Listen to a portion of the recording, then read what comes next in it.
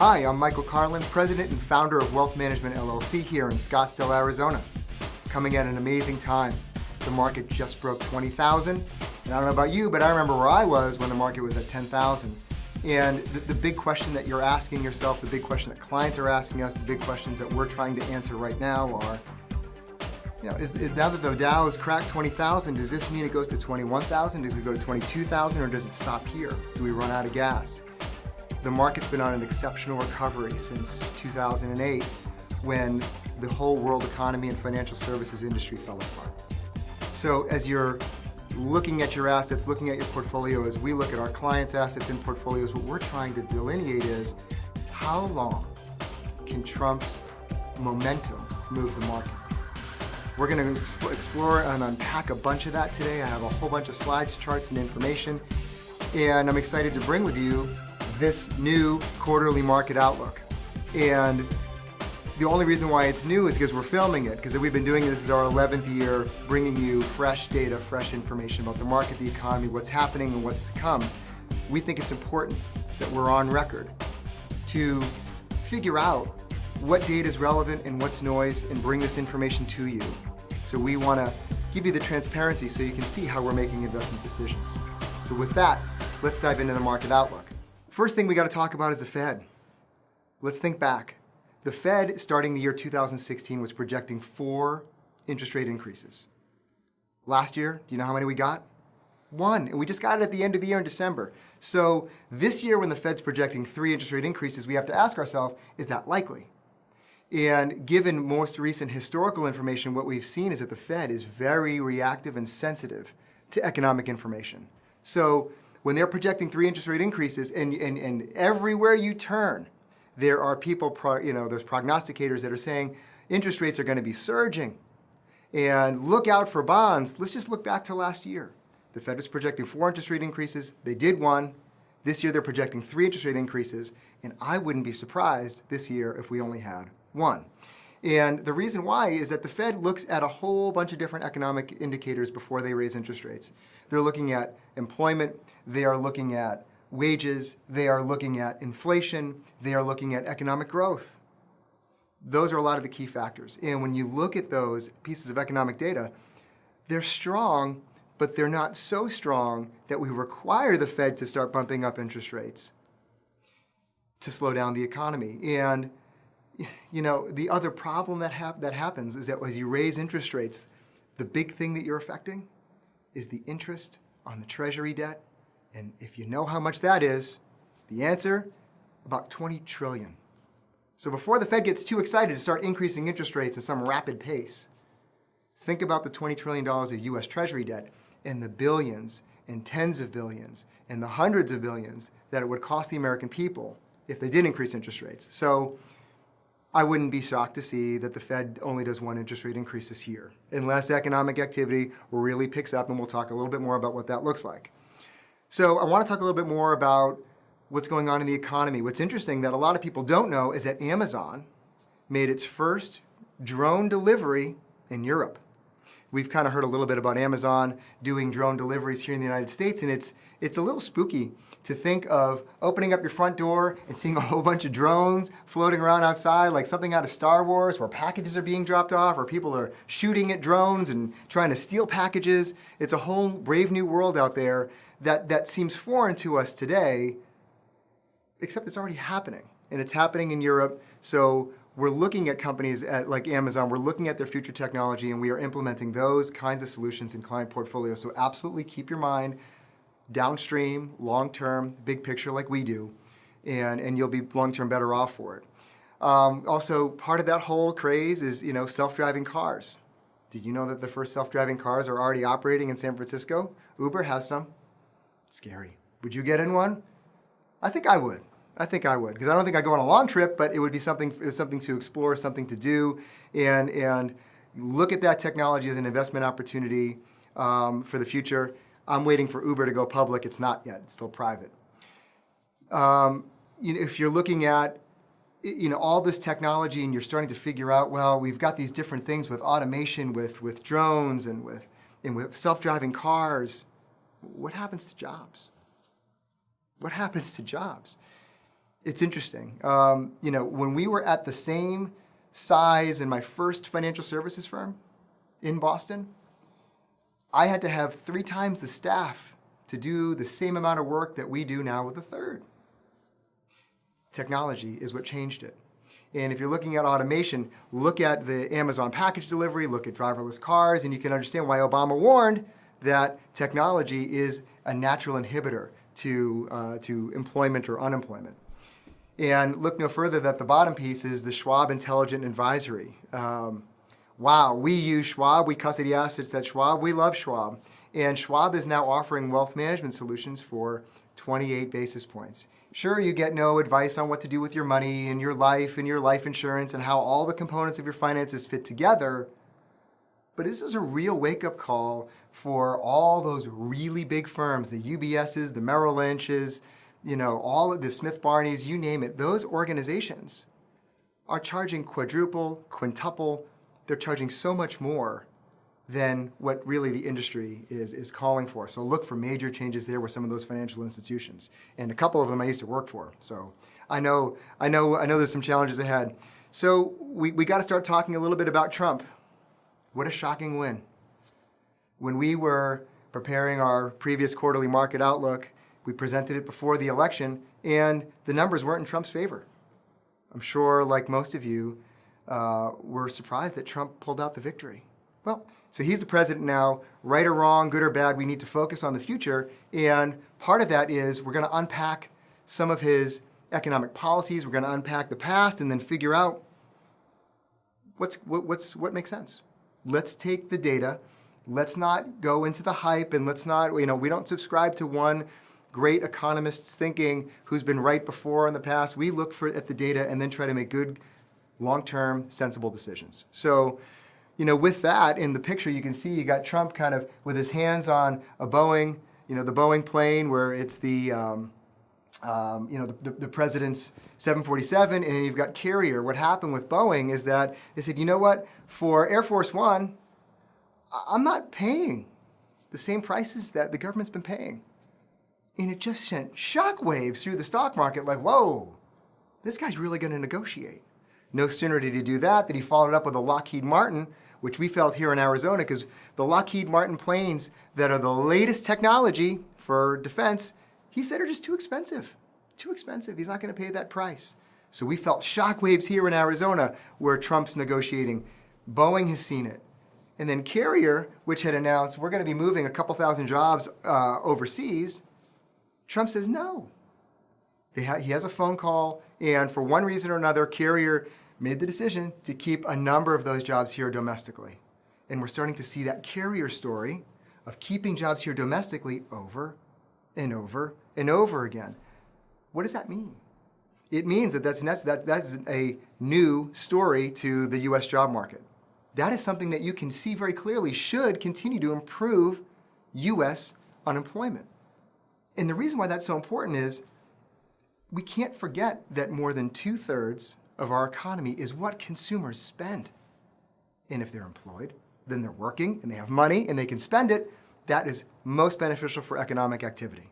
So when we're looking at things like Carrier and we're looking at Air Force One and we're looking at the renegotiation, we're seeing net positive things for both government spending on the negotiation side and employment on the Carrier side. Okay, so let's unpack the election and the election results. If you go back in history, starting with Lyndon Johnson, there have been a number of times we've had a similar party winning the president's office and the majority of the House and Senate. So go back and you got Richard Nixon, you got Barack Obama, and the one thing that's unique that you'll see is that when you have these common wins throughout, you have seen some of the most meaningful policy changes in country history. But not always. So if you look about 50 or 60% of the time when you've had this similar Republican-Democrat wins and victories, you've seen some significant change, most recently Obamacare or the Affordable Care Act. This is relevant because this is exactly where we are right now. We had Trump, a Republican, winning the president-elect, and now we have a fully Republican Senate. And as you look forward to the future, be ready, because this may be some serious American policy changes that are going to affect the country, not just for the next couple of years, but maybe the next 50. And when you go back a little bit further, we try to get a sense for history and what it's going to teach us about the stock market. What's interesting is that a lot of people are saying, well, Michael, the market's up. And you can see as when we printed this report, the market was up 5.5% since Trump won. Now the market's up about 7.5% since Trump won, as I presented here this morning. And we're trying to figure out, okay, so if the market's up 7.5%, maybe this is the sign that the market's going to continue to roll. Let's look back at the past. You can start back to the 1920s, all the way through back to Barack Obama's presidency, and there's no consistent path and there's no consistent pattern. It's about 50-50 in terms of markets up, and what does that mean for the future, or markets down? Does that mean the future is going to be terrible? Not necessarily. So unfortunately, we can't draw any positive conclusions from that information. With respect to this Trump bump, there's a whole bunch of charts and information on this page. I really want to focus on the first. What you'll see is that first grouping is the beta trade. That's the risk trade. The market's had a really nice run, and that's on a 60-40 stock to bond portfolio. It's had a really nice run over the past number of years.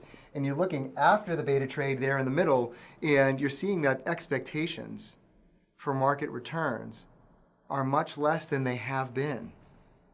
That's important and that's significant, because that is what allows us the ability to go ahead and do things like Dow 20,000 or Dow 21,000. You can't have super high expectations unless you have super high market and economic performance in that kind of follow through. But the good news is we have low expectations of what the market's going to bring, and the market has had a very, very significant run. So the good news is that we see a nice hurdle that we could leap over, which is a nice positive sign for the market moving forward.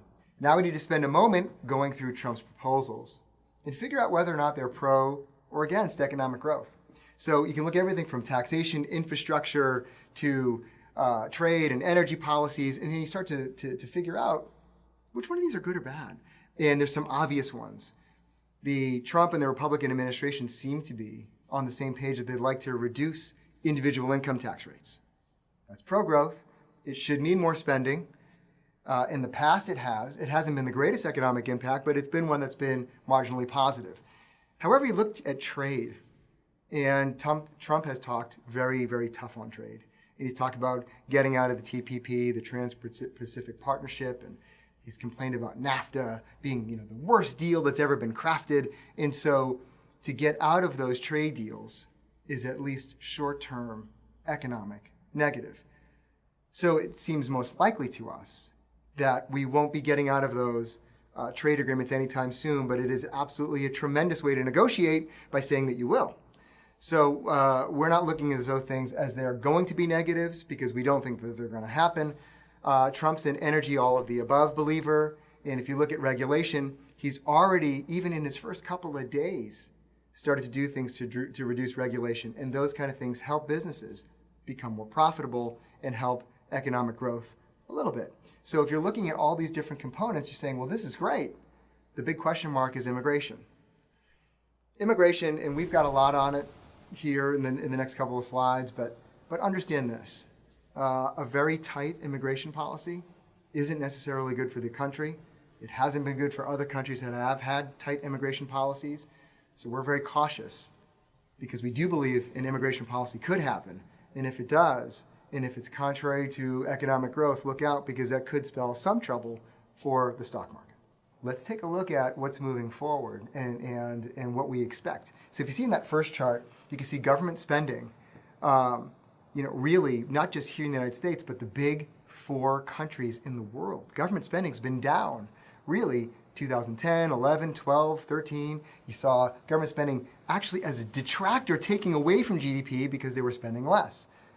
But look at 2016 and 2017. You're starting to see government spending, not just here, but everywhere overseas and the other big 4 countries. We're seeing government spending start to tick up as well. So look for a positive addition to GDP. So again, big picture, government spending as a detractor was pulling away from GDP, holding down economic growth, and moving forward, we're starting to see government actually pushing GDP forward.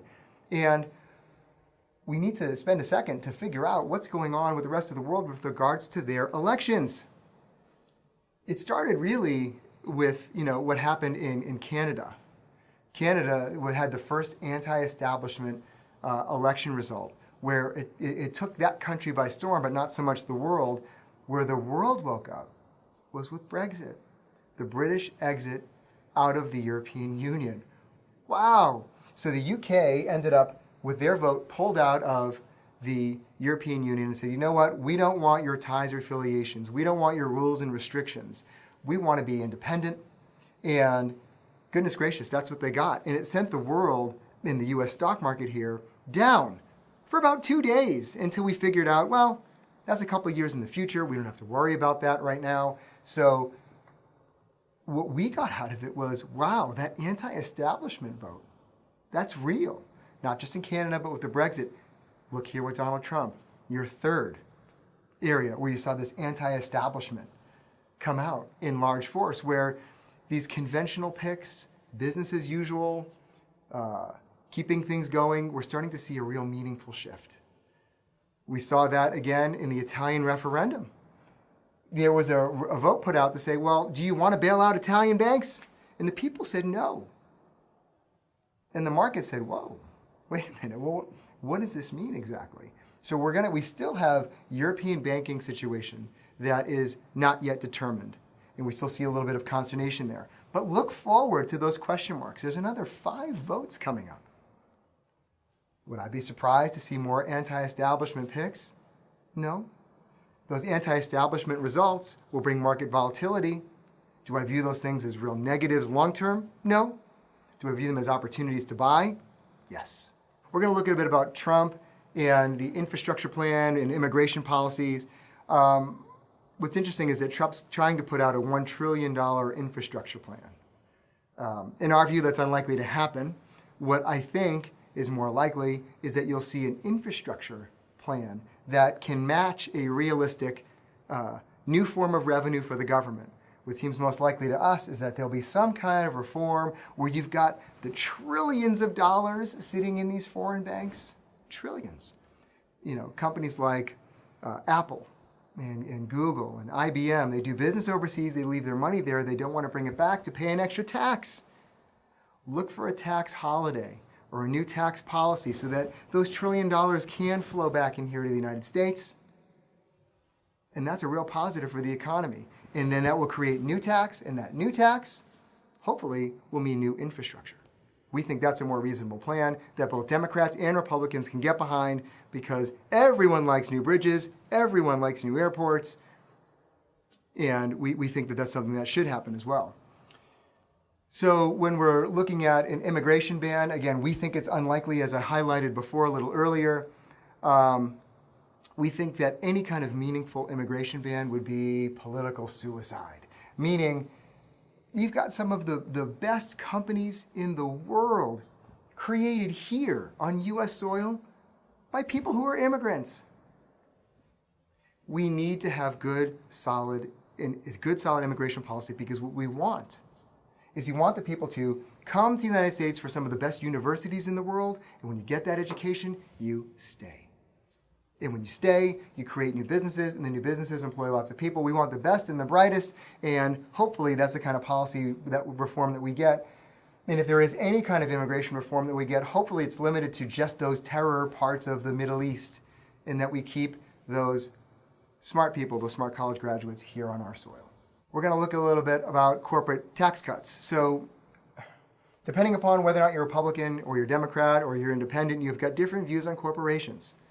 Some of you think that corporations are people, and some of you think that corporations are evil. It's probably somewhere in between. It depends upon the company. So the question is that would this reform, would these tax cuts, if they were to happen to corporations, what would that mean? What would that do to the United States economy? And what we believe is that with this current corporate tax rate, that we're at about 35% at the top rate, and there's a cry for a 15% corporate tax rate. If we were to get anything like that, what you would be likely to see is companies coming from overseas back to U.S. soil for favorable tax treatment.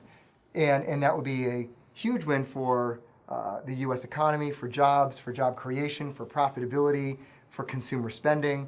all that would be terrific. Is it likely to be 15%? Probably not, because that would be just shockingly amazing. So expect a corporate tax rate cut, but to what degree, I don't know.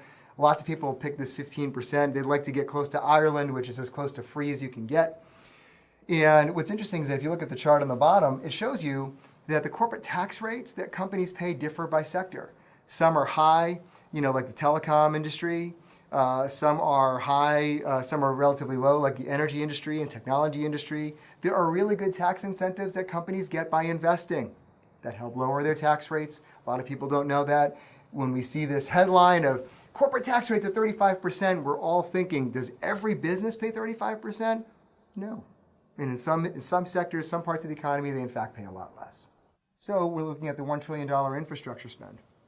So Moody's put out a study that says, well, if we get a $1 trillion infrastructure spend, that would be 0.4% to economic growth. That is amazing, which is why we don't think it's going to happen. It would be incredible if we got it. If we did get it, it'd be the kind of thing that could push us to a 4% U.S. economic growth for that year. Incredible. But again, we don't think we're going to get a $1 trillion infrastructure spend. We think we'll get something less than that. And if that happens, that will still be net good. It'll still be net positive. And so we may not create Trump's $3.3 million new jobs, but if we get 1 million or 2 million new jobs from it, that would be terrific.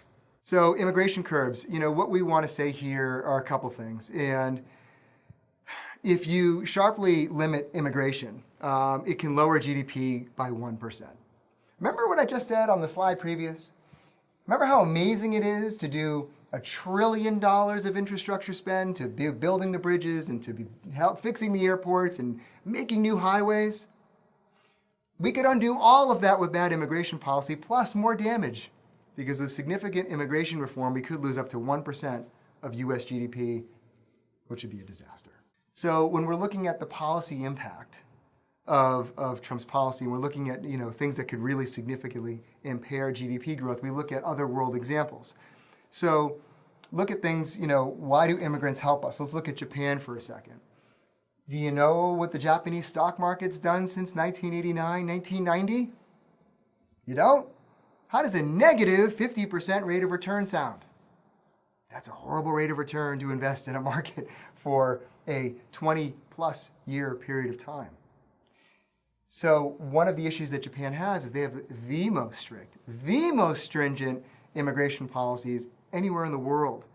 And they make it very difficult for people to come to Japan, own their own place, own their own land, start their own businesses. They're very protectionist. It hasn't helped their economy.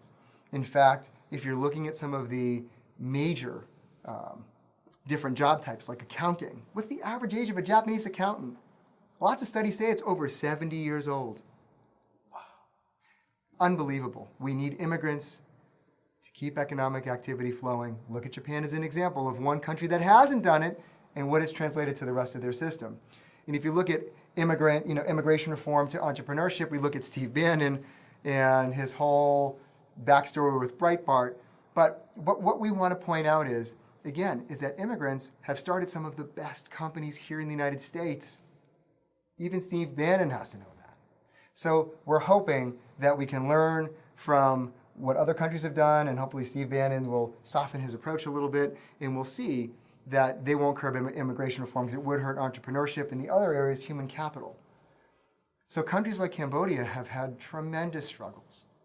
One of the biggest struggles is that their people have left the country to find jobs elsewhere in other parts of Asia.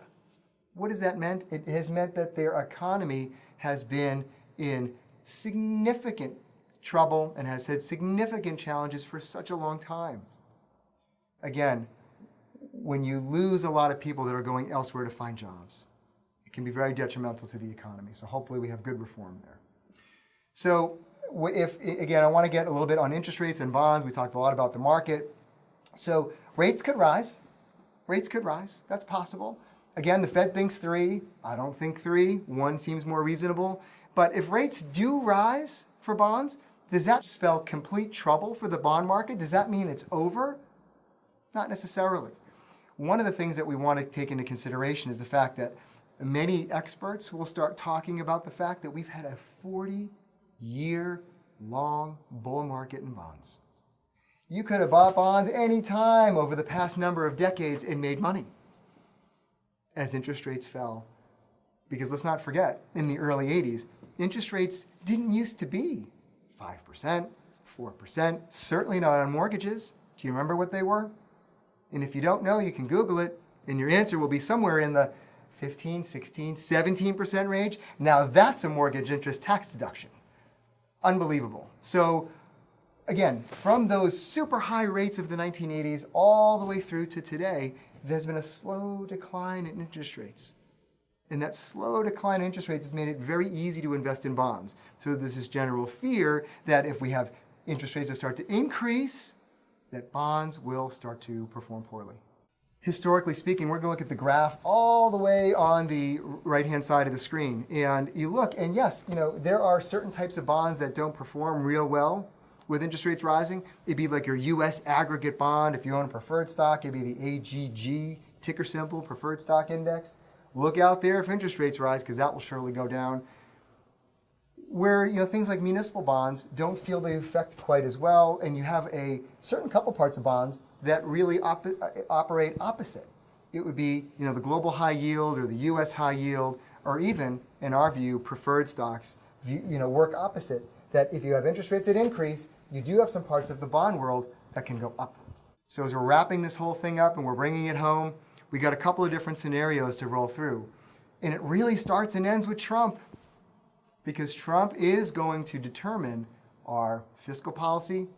And with so much on the line for our economy, it's going to determine a lot about whether or not we see tremendous growth, or not a lot of growth, or negative growth. So the first would be the good scenario, and that is we do get some tax cuts, we do get the infrastructure spend, and if those two things happen, we're looking at the market maybe being up as much as 20%. Now, I mentioned that today the market's up 7.5% since Trump got elected. So some of that 20% has been accounted for, okay? But we still see significant upside from here. Well, and then there's the kind of not so good news, and that is nothing happens. And if you recall, we saw nothing happen for a long time on Capitol Hill. We saw no major policy reform, we saw no major changes, and that would spell trouble for where we are now, because the market expects some positive things happening, and if nothing happens, then that would be a significant negative, and you can look at perhaps an 8% decrease to the stock market from today's prices. And then, of course, there's the ugly. And then the ugly picture, that's about the worst picture of Trump you could find that I could, made into black and white, but the ugly is a xenophobic reaction, and that is, we're closing our borders, we've got that immigration policy that makes things difficult for the best and the brightest overseas to stay here. If that happens, look out below, because the market may drop by 25%, which, by the way, would be one of the worst market environments we've seen since the Great New Depression that we had in 2008. That concludes our 2017 quarterly market outlook. Thanks for watching our first quarter 2017 piece.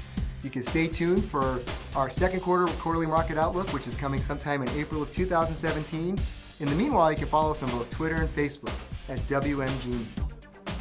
If you need us, we're happy to help. Just reach out and give us a call. See you next time.